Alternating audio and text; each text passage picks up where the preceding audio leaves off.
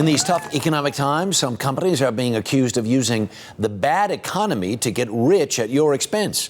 Our consumer correspondent Susan Koeppen is here with the story. Susan, good morning. Good morning, Harry. Attorneys general in several states are now going after some of these companies accused of using the stimulus package and the offer of free government money to rip off consumers across the country.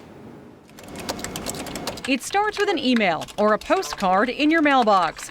Companies guaranteeing you a piece of the $700 billion government stimulus package. Just call the 1-800 number and you're on your way. If you've been reading the papers, you know that recently our government released over $700 billion into the private sector. What you probably don't know is there is another $300 billion that must be given away this year to people just like you. I wanted to raise some funds for possible scholarships for the summer camp that I co-direct, and also a small private school. Down in the valley, 2x2. Jeffrey Sato was very interested in getting free government money. So when he received a postcard from Grant Writers Institute, he called. They had indicated that it would be fairly easy for me to get that grant money. Sato eventually gave them his credit card and was charged $1,100 for the company's help in securing the government money.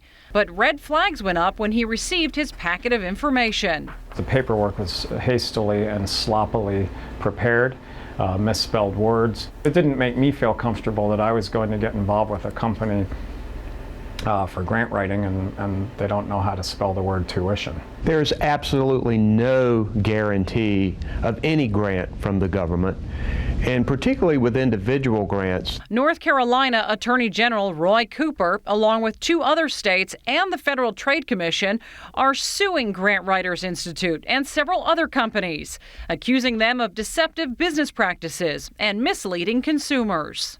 They take a thread of truth and they weave a blanket of deception. The thread of truth is that there is federal stimulus money out there. The deception is that very little of it goes to individuals, and particularly not in the way that they describe it. Cooper says government funding opportunities can be found online for free. There's no need to pay an outside source. Jeffrey Sato learned that the hard way. I suppose if anybody thought they had a chance to procure thousands of dollars for programs or things that are near and dear to their heart, then they would probably go after it. In hindsight, I would not do that again, especially without checking on that company more in depth.